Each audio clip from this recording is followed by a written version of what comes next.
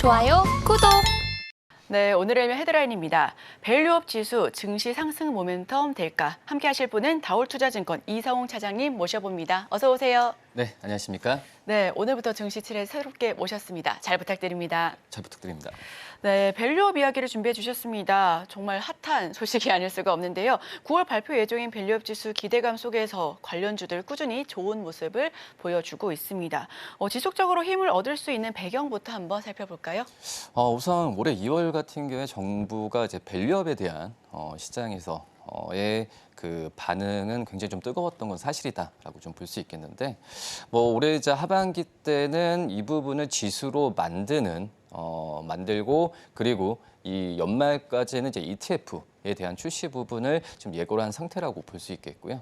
그렇기 때문에 이제 9월 이번 달에 이제 지수에 대한 부분을 공개하기 전에 시장에서는 어떤 수혜주나 이런 이 패시브 자금을 로 이제 수급적으로 상승세로 보일 수 있는 종목들이 지금 미리 반응하는 모습을 지금 보여주고 있고요.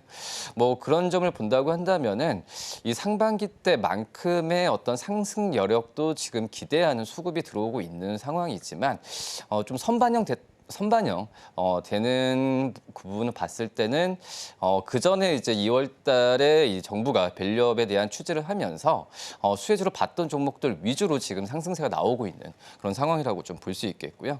이번에 밸류업 지수에 대해서 이제 편입이 되는 종목들 기준은 수익성 그리고 자본 효율성 또 주주 환원율이라고 좀 볼 수 있겠는데 수익성과 자본 효율성 같은 경우에는 후순위라고 좀 볼 수 있겠고 이 주주 환원 같은 이 기업 가치에 대한 재고를 할 수 있을 만한 그런 여건이 있는 기업들로 이 편입될 가능성이 좀 크다라고 좀 생각이 되고 있고요.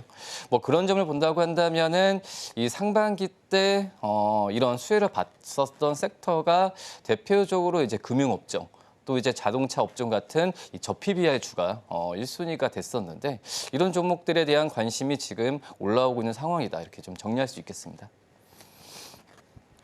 네, 9월에 KRX 코리아 밸류업 지수가 발표될 예정입니다. 그 이후에 밸류업 ETF 역시도 선보일 계획으로 밝혀졌는데요. 자, 다만 선반영되고 있는 부분은 어느 정도 감안해 주셔야 될 것 같습니다. 지난 8월 검은 금요일 이후 사실상 우리 증시 탄력을 많이 잃었었습니다. 그 가운데서 밸류업이 좀 구세주가 될 수 있다라는 신호탄을 쏘기도 했었는데 밸류업 지수가 발표 이후에 재료 소멸이 될 수도 있다라는 우려감도 공존하고 있습니다. 이에 대해서는 어떻게 보실까요?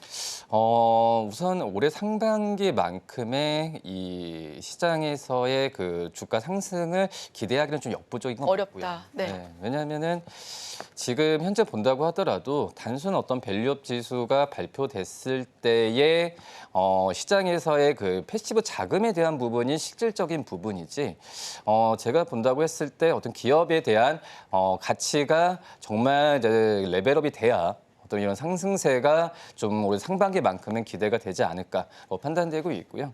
아시겠지만은 지난달에 이런 대형주 중심으로 미국 쪽에서의 블랙먼데이 사태에 대한 부분에 있어서 상반기 때 상승분을 대부분 반납하고 다시 한번 올라오는 과정이거든요. 그렇기 때문에 지금 현재 시장은 이 시장이 밸류업에 대한 부분에 있어서 증시를 뒷받침할 수는 있겠지만 시장 전체적인 분위기가 좋아진다라고 하기에는 좀 역부족이 맞다라고 판단되고 있고요. 지금 이제 우리나라 기업들 같은 경우에 3분기 실적 추정치가 우선 이 합산으로는 우상향 방향 쪽은 있긴 하지만 어떤 섹터가 삼성전자, SK하이닉스, 현대차 외에는 실적이 크게 좀 퍼포먼스가 나는 기업들은 좀 약간 좀 그 제한적으로 좀 가고 있는 상황이거든요. 그런 점을 본다고 한다면 이 시장에서의 실적에 대한 모멘텀이 받쳐주지 않으면은 상승 여력은 좀 제한될 가능성이 크다라고 판단되고 있고 오히려 지금 이번 달에 미국의 대선 토론이나 또 그리고 이 FOMC 회의 그리고 이제 일본 쪽에서의 BOJ 같은 통화정책 회의가 시장에 영향을 더 미칠 가능성이 있다라고 지금 생각이 되고 있고, 그다음에 이제 밸류업에 대한 부분에 있어서 단순 어떤 지수 발표가 중요한 게 아니라 이 밸류업에 의한 이 어떤 그 기업들의 세제 혜택 그리고 지금 개인 투자자분들께서는 가장 고민인 게 금투스라고 볼 수 있어요. 이 금투스에 대한 정부에서의 그 약간 완화적인 스탠스가 있어야 이 밸류업 지수가 발표된 이후에 어떤 패시브 자금이 좀 자연스럽게 들어올 가능성이 있다라고 좀 생각이 되고 있거든요. 그렇기 때문에 여러 가지 제반 여건이 받쳐줘야 증시의 우상향 방향을 갈 수 있지, 단순 어떤 밸류업 지수의 발표에 의한 상품 출시가 시장의 원동력을 되기에는 좀 한계는 분명히 있다라고 좀 판단됩니다. 네, 상반기보다는 상승 탄력은 제한될 수 있을 것으로 보여집니다. 주도주가 부재한 상황에서 기대감을 모으고 있는 건 사실인데요. 다만 정부 정책을 함께 눈여겨보셔야 될 것 같습니다. 말씀하신 것처럼 당장 시장을 끌어올릴 힘은 조금은 부족해 보입니다. 관심은 가져봐야 될 것 같고요. 이번 밸류업 지수가 일본의 밸류업 지수를 벤치마킹 할 것이다라는 의견에 힘을 모으고 있습니다. 일본에서는 이 밸류업 지수, JPX 프라임 150 지수라고 불리고 있는데 어느 정도의 효과를 거뒀는지도 궁금한데요. 우선 올해 상반기 때 다른 어떤 ETF 대비해서는 이 어떤 그 들어오는 자금 자체가 어떤 평균 이하였어요. 아, 네. 그렇기 때문에 밸류업 지수가 우리나라가 했을 때 일본 쪽에서의 JPX 이 150 프라임 지수에 대한 부분에 있어서 약간 벤치마킹한 부분이 있는데, 그만큼 앞서서 말씀드렸다시피 여러 가지 뭐 제반 여건이 받쳐줘야 이 지수에 대한 어떤 증시의 자금을 좀 이끌 수 있다라고 좀 판단되고 있고요. 근데 일본 같은 경우에는 이 GPIF죠. 이 국민연금 기금 운용본부 같은 경우가 우선 일본 쪽에서의 이 재고 가치가 있는, 기업 가치가 있는 기업들에 대한 투자에 대한 포트폴리오를 따로 좀 마련했거든요. 뭐 그런 점을 본다고 한다면 우리나라 같은 경우에도 뭐 기관을 중심으로 또 이제 뭐 국민연금, 그리고 이 기관 투자자를 중심으로 한 전체적인 어떤 그 포트에 대한 관심이 좀 있어야 되는 게 좀 필요하다라고 좀 판단이 좀 되고 있고요. 그리고 이제 이 단순 어떤 저희는 이제 주가 측면에서 보긴 하지만 이 밸류업 지수라는 것 자체가 기업에 대한 가치 부분을 제고시키고 또 이제 뭐 주주환원, 또 이제 소액 주주에 대한 이 편의를 좀 증대시키기 위한 의도도 있다라고 좀 판단되고 있거든요. 그렇기 때문에 주가적인 측면도 중요하긴 하지만 이런 부분에 대한 의도가 선제적으로 잘 정돈이 돼야 어떤 이 주가는 후행적으로 따라올 가능성이 좀 있지 않을까라고 좀 생각이 됩니다. 네, 여러 제반 여건이 만들어져야 뒷받침돼야 제대로 의미를 이끌어낼 수 있다라는 의견까지도 전해주셨습니다. 자, 눈치 보기 급급한 시장 속에서 그래도 숨통이 되어주고 있는 밸류업입니다. 간밤 미증시도 약세를 보여주면서 오늘장 우리 증시 역시 출발할 때 어떤 모습일지 우려가 있는데요. 시장이 어려울수록 더 빛이 나고 있는 모습입니다. 자, 관련주들 가운데서는 어제 지주사들이 상승세를 보이면서 마감을 지어줬습니다. 또 어떤 흐름 보일지 오늘도 굉장히 궁금한 부분인데 지주사가 특히나 강세를 보이게 된 배경은 어떨까요? 대표적으로 이 지주사에 대한, 뭐 지주사가 이제 산업이라고 볼 수는 없지만 주가적인 섹터 면에서 봤을 때는 항상 저PBR 그 영역권에 있는 게 바로 이제 지주사에 대한 어떤 기업 가치라고 좀 볼 수 있겠고요. 왜냐하면 지주사는 결론 그거죠. 이 상장 자회사들을 갖고 있기 때문에 이 상장 자회사들의 기업에 대한 뭐 할인율이 더욱더 심한 상태에서 지주사 자체의 여기에 그 자회사들의 이 기업 가치까지도 이 더블 카운팅이 되는 상황이거든요. 그렇기 때문에 저PBR 구조로 항상 다른 섹터 대비해서 이 나오는 상황이라고 좀 볼 수 있겠고, 그리고 이 상장 자회사들의 어떤 배당이나 어떤 주주환원, 또 이제 그런 이 자사주 매입에 대한 부분에 있어서 하는 부분이 용이하기 때문에 지금 이제 기업들의 이 밸류업에 대한 얘기가 나왔을 때는 지주사들의 수혜가 항상 예상이 됐던 그런 상황이라고 좀 볼 수 있겠고요. 그리고 이제 지주사들이 뭐 자사주에 대한 매입은 좀 제한되는 과정으로 가고 있긴 하지만 이 자회사들의 어떤 소각이나 뭐 이런 부분에 있어서 용이한 상황으로 좀 가고 있기 때문에 대표적으로 삼성물산이라고 좀 볼 수 있겠는데 뭐 그러기 때문에 기업 가치에 대한 기업 가치에 대한 레벨업이 쉽게 할 수 있는 부분이 바로 이제 지주 섹터라고 지금 말씀을 드릴 수 있겠고요. 이렇게 뭐 ROE가 올라가고 또 이제 자사주 소각까지 했을 때는 뭐 EPS까지 올라가는 구조가 잘 정돈이 되어 있기 때문에 이 지주사들의 관심을 좀 꾸준히 가져야 된다라고 볼 수 있겠고요. 실제적으로 어제 같은 경우에는 이 밸류업에 대한 이 밸류업에 대해서 이 특징주로서는 지주사들의 상승세가 가장 눈에 띄었거든요.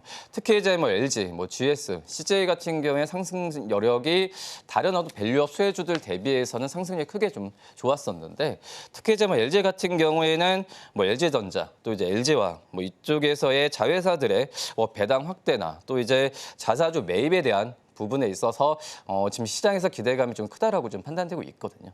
뭐 그런 점에서 지주사들이 저는 이제 1차적으로 이 그 수혜를 좀 받는 느낌이 좀 크다라고 말씀드릴 수 있습니다.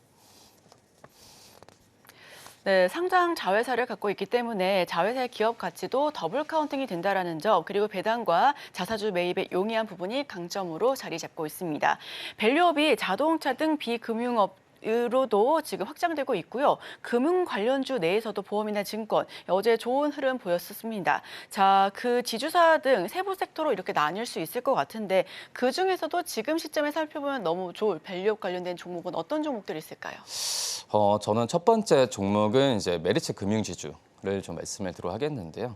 이 주주 환원율 같은 경우가 작년에도 51.8%를 기록했는데 올해 같은 경우도 주주 환원율이 50% 이상 나올 가능성이 크다라고 지금 생각이 되고 있고 그만큼 메리츠 금융지주가 이 주주 환원에 대한 어떤 정부 정책이나 이런 부분을 충실히 잘 따라가고 있다라고 말씀을 드릴 수 있겠고 지금 비슷한 이제 금융 지주사죠. 우리금융 같은 경우에도 그렇고 특히 또 현대차 같은 경우에는 주주 환원율이 30% 중반 정도밖에 안 되거든요.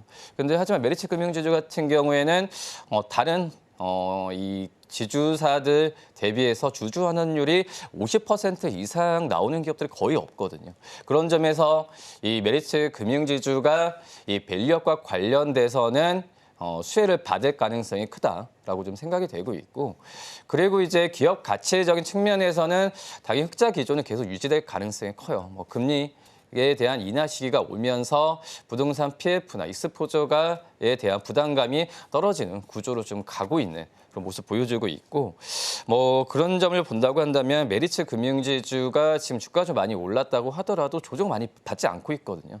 뭐 그런 점에서는 매수 관점을 한번 접근해도 괜찮지 않을까라고 좀 생각이 되고 있고 그다음에 이제 두 번째가 바로 이제 삼성물산이라고 좀 볼 수 있겠는데 삼성물산 같은 경우도 좀 발표를 했죠.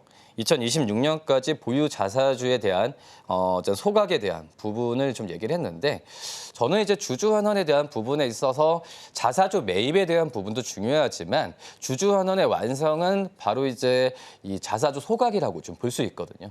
그런 점에서 삼성물산이 자사주 소각까지 좀 예정이 돼 있는 상황이기 때문에 저는 밸류업과 관련해서는 이 어떤 이 지주사 그리고 다른 섹터의 외에 어떤 개별적인 종목으로는 삼성물산을 좀 관심 있게 좀 봐야 되지 않을까라고 판단되고 있고요. 그리고 삼성물산의 기업 가치를 봤을 때도 다른 이제 건설업종, 지금 건설업종이 이제 금리 인하 시기에 대한 수혜 섹터로 지금 분류가 되고 있지만, 근데 아직까지 건설 경기가 뭐 그렇게 국내 쪽은 이제 매매 거래 건수나 가격이 올라간다고 하더라도 해외 쪽 플랜트 사업이나 해외 쪽 사업은 좀 제한되는 구조로 가고 있거든요. 그렇기 때문에 건설 섹터에 대한 관심을 가지면 좋긴 하겠지만 건설 외에 비건설 쪽에서의 이익적인 부분도 올라가고 있는 기업을 살펴본다고 한다면 이 삼성물산이 건설 업종 안에서도 탑픽이지 않을까라고 판단되고 있고요. 뭐 당연히 자회사, 삼성바이오로직스 같은 바이오 쪽에서의 실적 부분도 지금 좋아지는 구조로 가고 있기 때문에 삼성물산을 두 번째 관심주로 말씀드리도록 하겠습니다. 좋아요, 구독!